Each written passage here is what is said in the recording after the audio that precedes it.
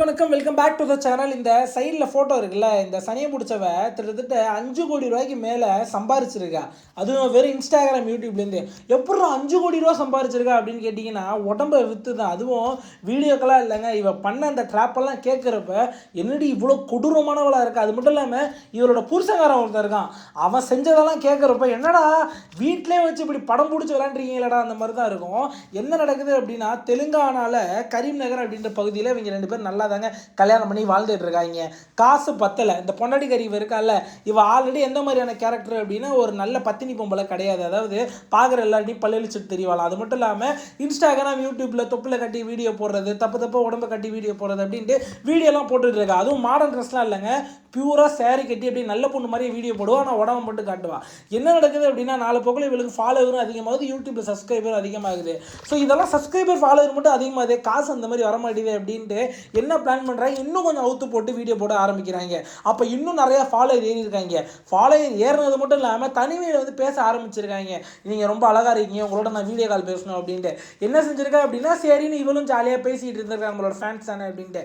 அதுக்கப்புறம் தான் இவளும் இவளோட புருஷனும் சேர்ந்து ஒரு பிளான் பண்ணுறாங்க. புருஷக்காரன் இவள்கிட்ட போய் என்ன சொல்கிறான் அப்படின்னா, ஏண்டி நீ தான் உடம்பெல்லாம் காட்டி வீடியோ போடுறேல்ல, உனக்கு தான் இவ்வளோ ஆட்கள் வரானுங்களா ஃபேன்ஸு, இவனுக்கு எல்லாரையும் வீட்டுக்கு கூப்பிட்டு அப்படி இப்படி இரு, நீ கொஞ்சம் ஜாலியாக இரு, உனக்கு அந்த சந்தோஷம் தானே வேணும் அப்படின்ட்டு புருஷக்காரனே சொல்கிறான்.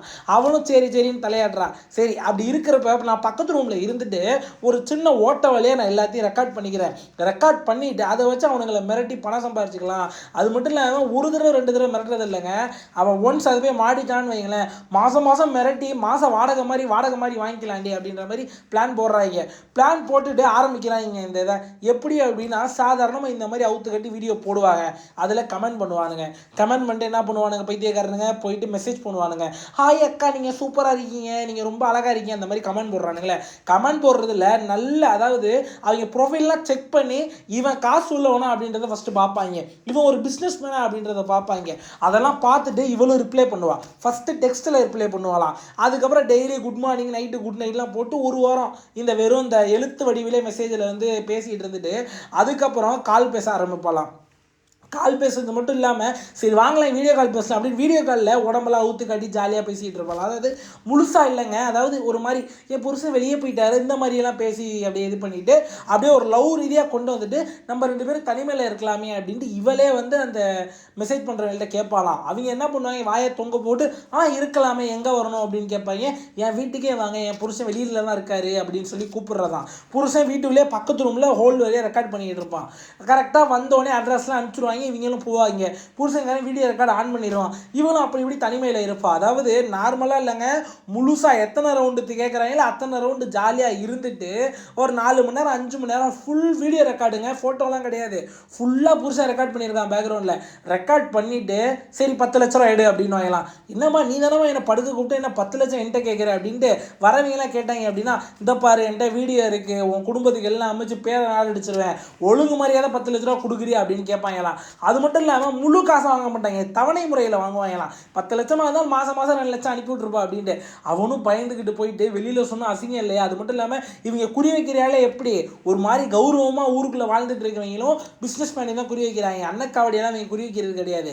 அதனாலே எல்லாம் பயந்துக்கிட்டு வெளியில் தெரிஞ்சு அசிங்கமாயிருவேன் அப்படின்றதுனால அப்படியே அமைதியாக கமுக்கமாக காசை அமைச்சு விட்டே இருப்பாங்களாம். ஐயா திருத்துட்டு 65 லட்ச ரூபாய்க்கு இப்போ ரீசெண்டாக ஃப்ளாட் வாங்கியிருக்காங்க என் தம்பதியர். அது மட்டும் இல்லாமல் 10 லட்ச ரூபாய்க்கு கார் வாங்கியிருக்காங்க, எல்லாம் இந்த காசில் தான். இதெல்லாம் எப்படி தெரியுமா வெளியே வந்துச்சு, ஒரு ட்ரக்கு பிஸ்னஸ் மேனா, இந்த ட்ரக்கு வியாபாரி ட்ரக்லாம் வாங்கி ரீசேல் பண்ணுறவனா இல்லை டிரைவரானு தெரியல, அவன் என்ன செஞ்சுருக்கான், இதே மாதிரி இவரோட ட்ராப்பில் மாட்டிக்கிட்டான்.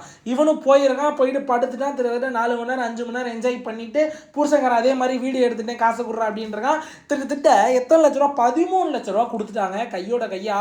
அந்த ஸ்பாட்லேயே 13 லட்ச ரூபா இவனோட லைஃப் டைம் சேவிங்ஸ் எஃப்டியில் போட்டு வச்சிருந்த காசை அப்படியே அந்த மூதேவி முண்டங்களுக்கு கொடுத்துட்டான். 13 லட்சம் கொடுத்துட்டு இதோட உங்கள் சவகாசமே எனக்கு வேணாண்டா, என்னை நிம்மதியாக விட்டுருங்க, மிகப்பெரிய தப்பு பண்ணிட்டேன் அப்படின்ற மாதிரி கொடுத்துட்டு இவனை வீட்டுக்கு வந்துட்டாங்க. வீட்டுக்கு வந்து 2-3 மாதம் நல்லா வாழ்ந்துட்டு இருக்கான். திடீர்னு அந்த தம்பி தேர் இவனுக்கு ஃபோன் அடிக்கிறாங்க. ஃபோன் அடிச்சு டே இன்னொரு 5 லட்ச ரூபா போட்டு விட்றா, 13 லட்சம் பத்தாது அப்படின்னு கேட்குறானுங்க.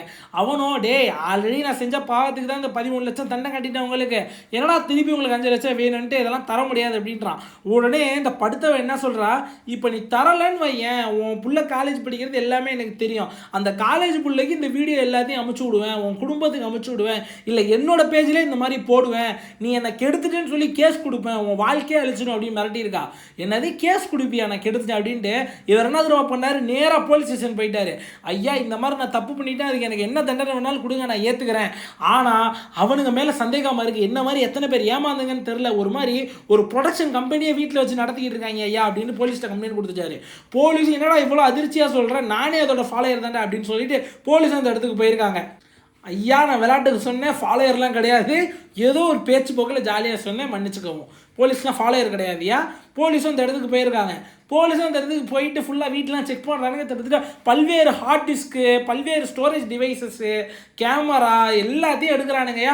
நல்லா அந்த புருஷங்காரன் மூஞ்ச பாருங்களேன், பஃபூன் மாதிரி அவனும் அந்த இடத்துல நின்றுருக்கான்.